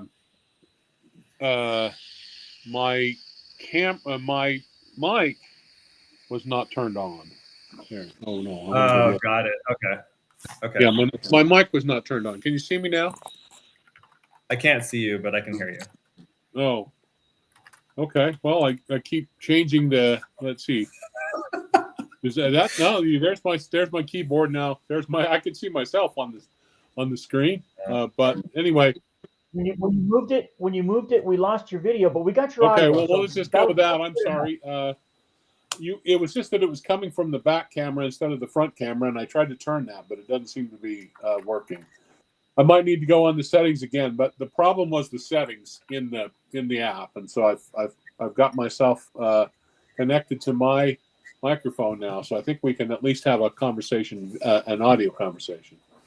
Okay, just hold for 1 second, John. I'm gonna have Mr. Producer play the video. Okay. For us. It started at 13:55, Mr. Producer, and then I'm just gonna run for 1 second once the video starts. Let's see, did he hear me? I can hear you. Okay, hold on.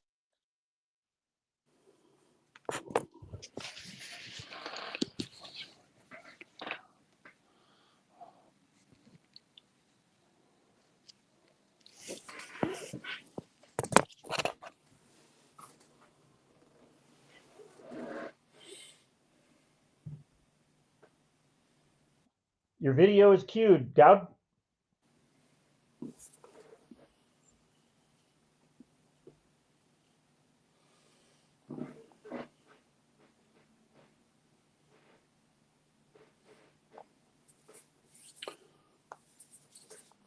Hey, Dwayne, just go ahead and run it.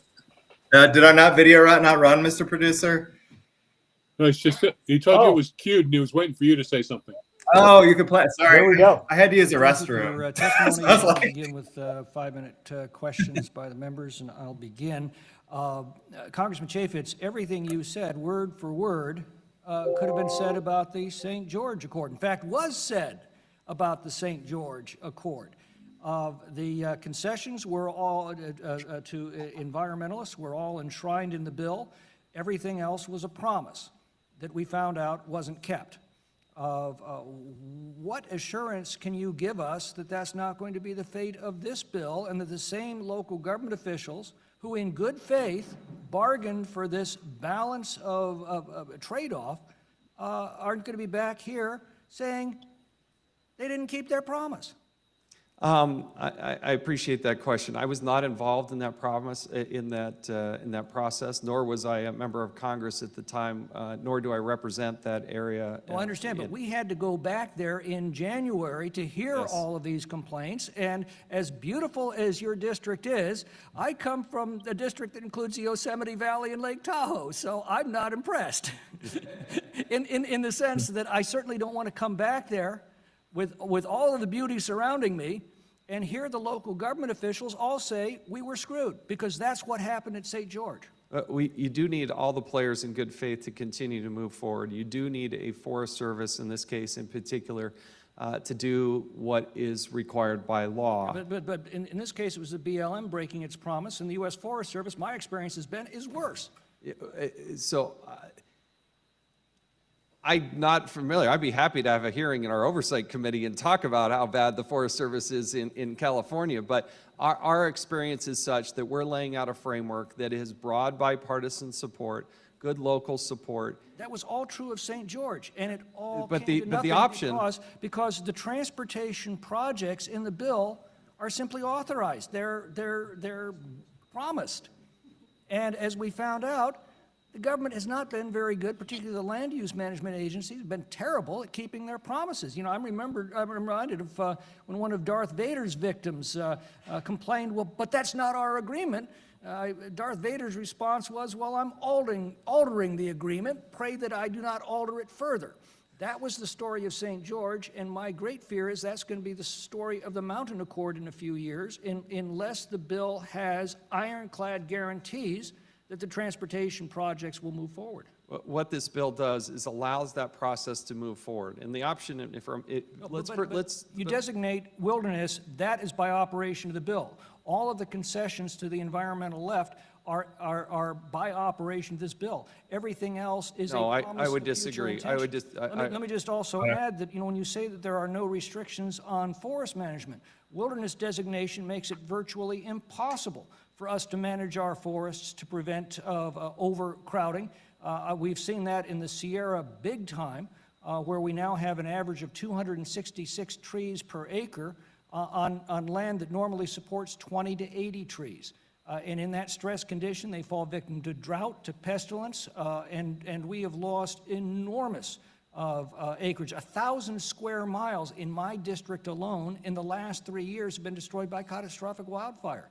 And a lot of that's because we stopped managing our forests, and the wilderness designation makes it virtually impossible.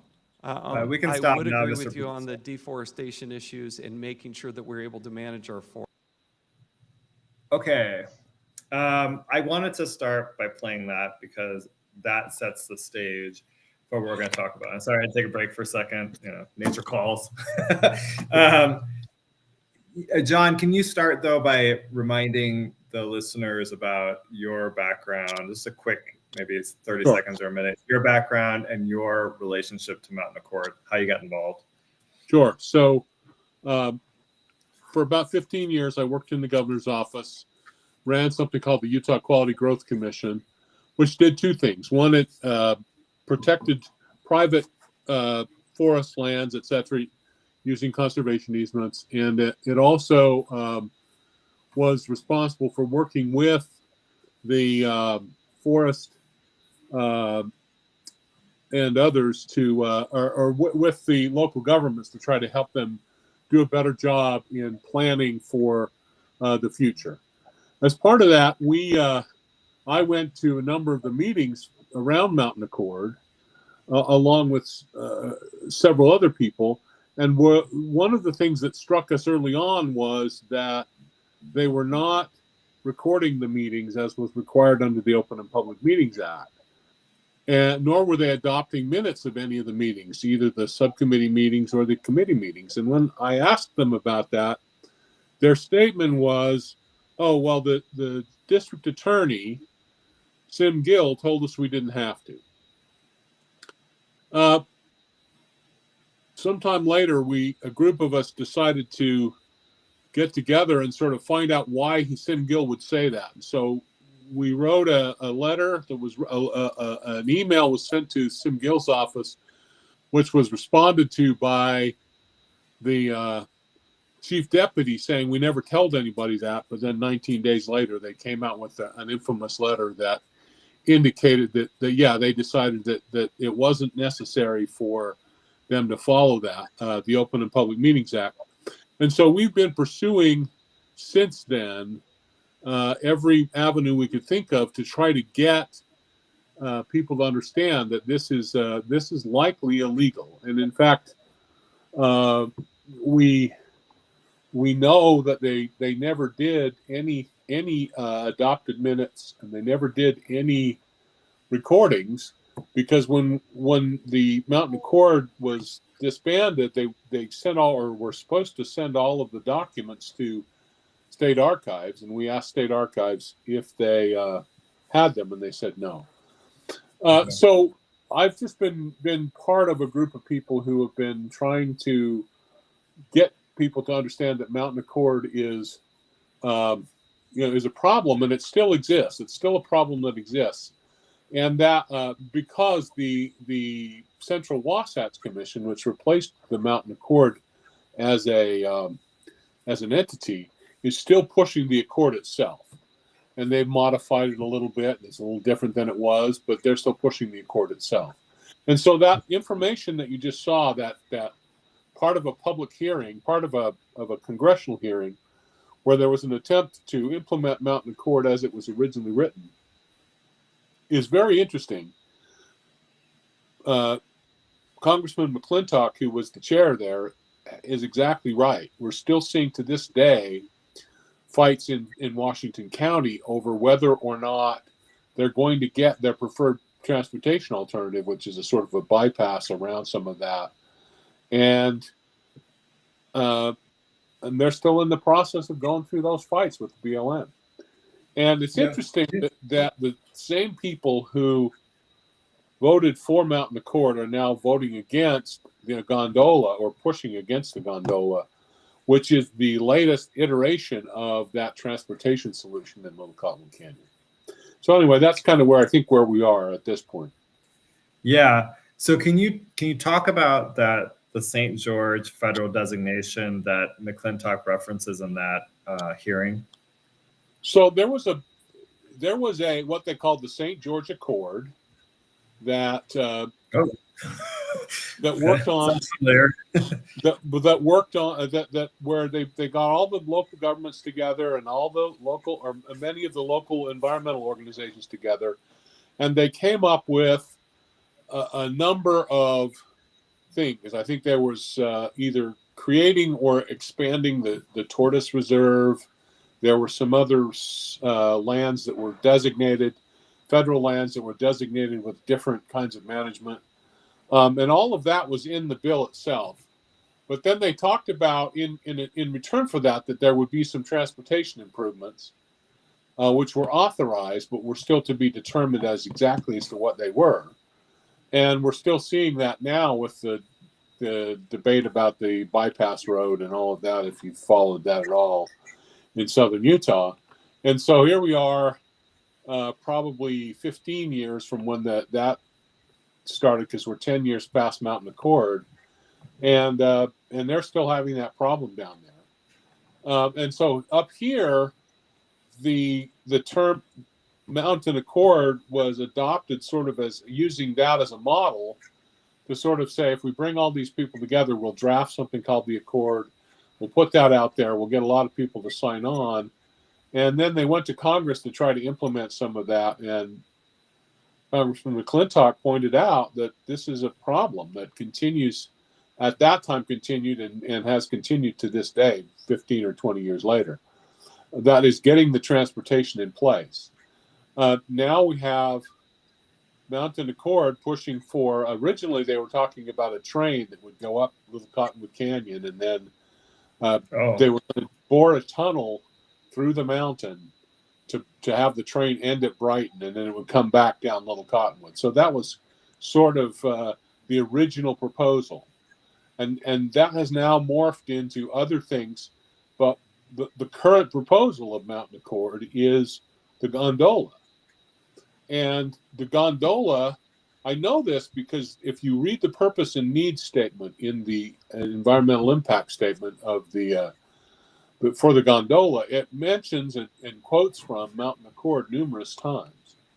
So they basically are saying, okay, so we're not going to build the train, which would have been very disruptive.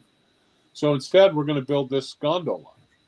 So they're still acting on the notion that we need to do something in the canyon to deal with the transportation question. And, you know, I don't know that the gondola, one way or the other, resolves that issue. But that's still the question: is what do we need to do, and what are we going to do, and how can we get support from all sides for something that needs to happen up there? So there are a variety of proposals that have happened in that 10 years since Mountain Accord was adopted in 2015, but none of them really are intended to address all of the issues. And I think we've identified new issues since Mountain Accord happened that are creating additional problems. So anyway, for what it's worth, I think those are the issues that I, that's what Congressman McClintock was talking about.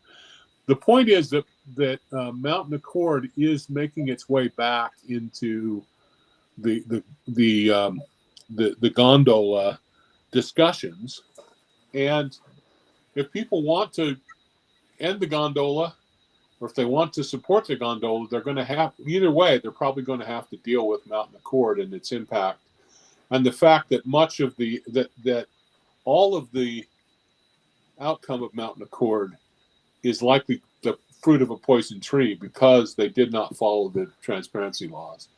And it's worse than that. They did not only not follow the transparency laws, but they specifically told me, their executive director, that they did that intentionally because they felt like they couldn't get some of the players, including some of the ski resorts, to give them what they wanted if they did it in public.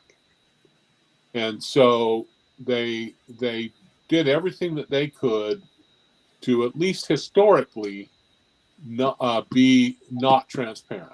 They will argue that they had all the meetings were open and people were able to attend, but the history of Mountain Accord does not exist because there's no adopted minutes, which are the official record, and there's no recording to listen to for any of the meetings. And so everything about Mountain Accord is illegal now, and consequently, that might be an opportunity for those who oppose the gondola to use Mountain Accord, and the fact that they're using Mountain Accord in the environmental impact statement as another tool to try to get UDOT to withdraw that and start over and do the process differently. Okay. Can you tell us how often the canyons are shut down due to avalanche or snow issues? Every time there's a heavy snow, they'll shut it down. They'll shut it down and do avalanche control.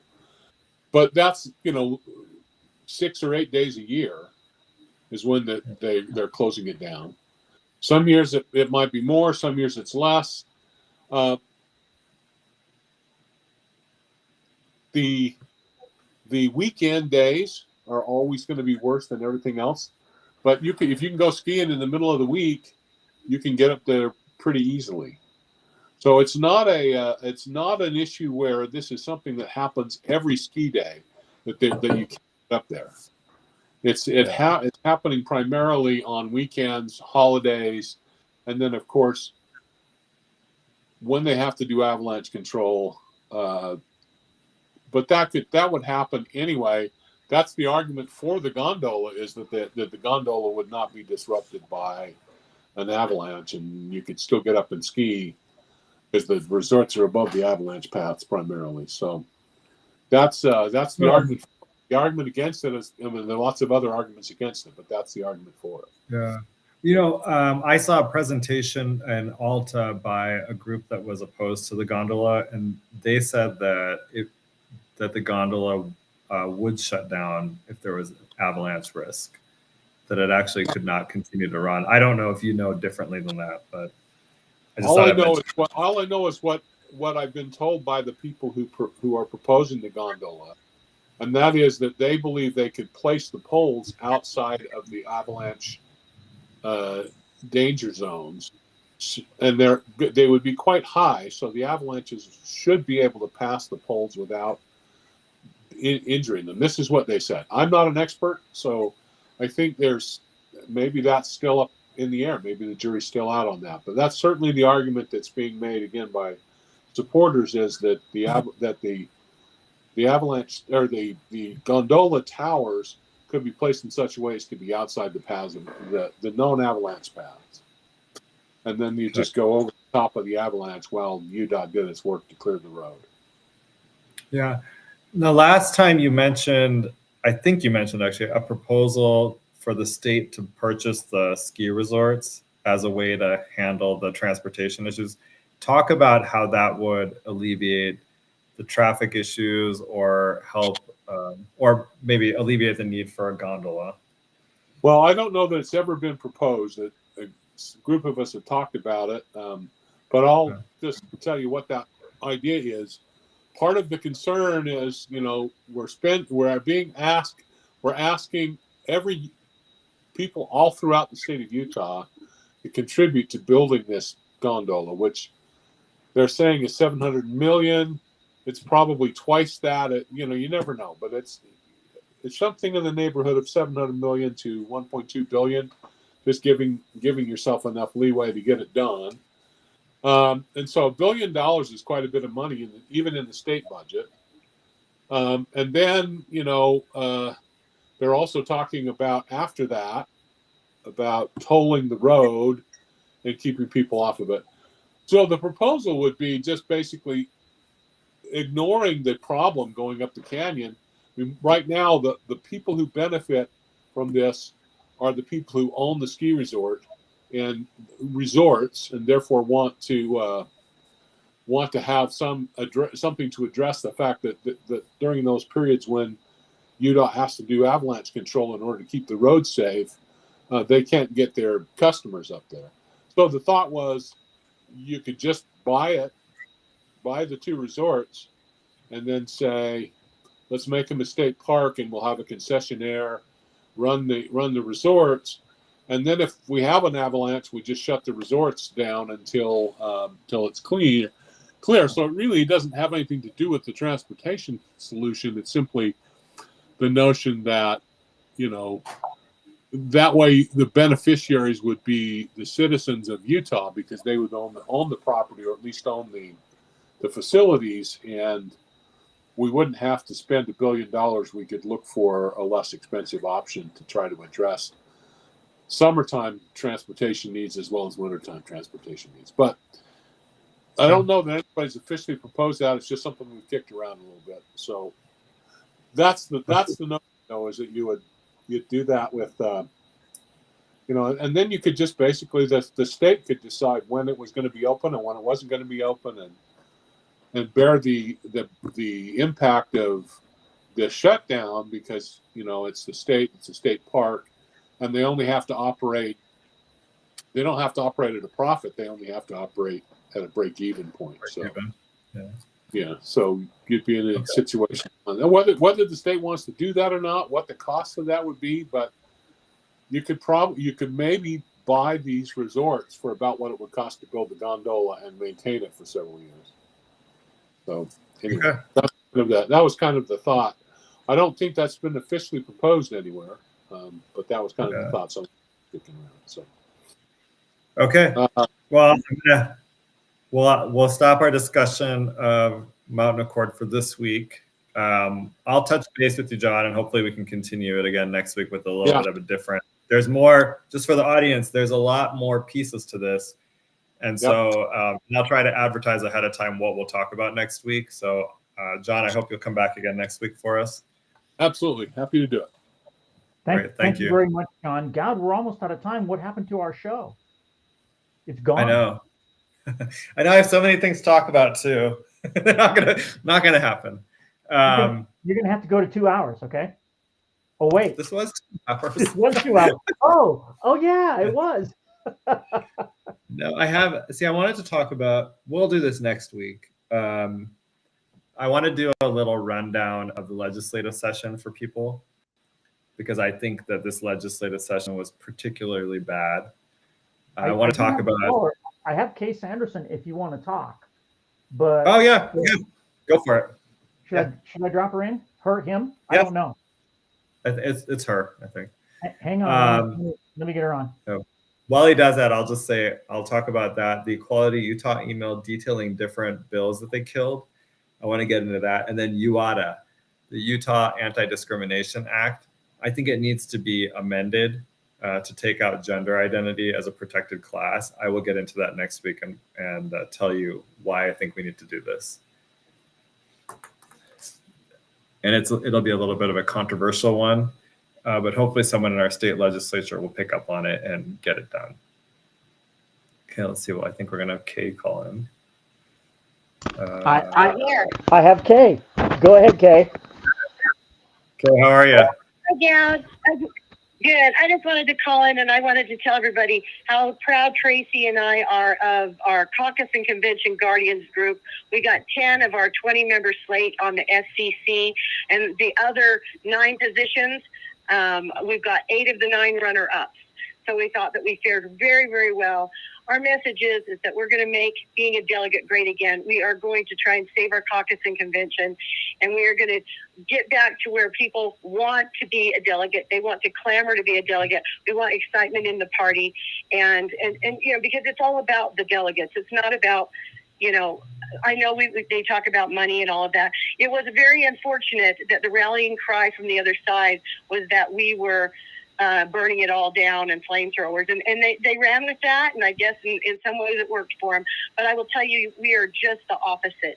We are just the opposite. We feel like it's kind of been a dumpster fire. It's smoldering, and we want to build this party back up with true conservative people that are grassroots and that are so excited to go to convention.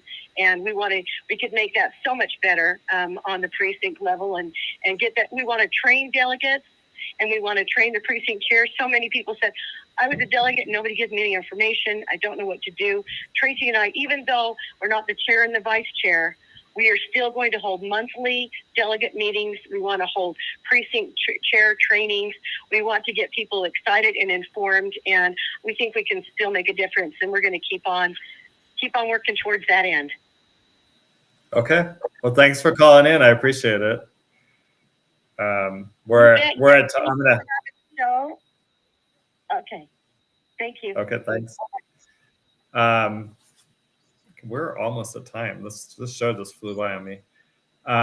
What I was gonna say is, I appreciate all of you guys calling in. This is really, it's a Goud crowd, but you're all part of it. So if you don't call in, there's no crowd. And I'll just say, again, I think everybody deserves accolades for running for office and putting themselves out there. You don't always win, but it is about the man or the woman in the arena. And, on this show, we thank you for that. You'll always get my respect. Do you have something, Mr. Producer? One of these days, you're going to go viral. You have 163 people watching you. That's great. That's amazing to me. You're doing well. And I thank you very much. I appreciate it myself. Okay. So. Yeah. Well, thank you. I appreciate you being the person. We'll make something out of this show, Goud. Hopefully. Yeah. So thanks to everyone for listening. We are at time. We will be back next Monday from 5 to 7. You've been listening to the Goud Crowd. You can listen to me on X at my handle or I think it's Main Street Media Utah at their X, their YouTube, their Rumble, and at KMMU.org. So thank you for listening. We will see you next time. This has been the Goud Crowd.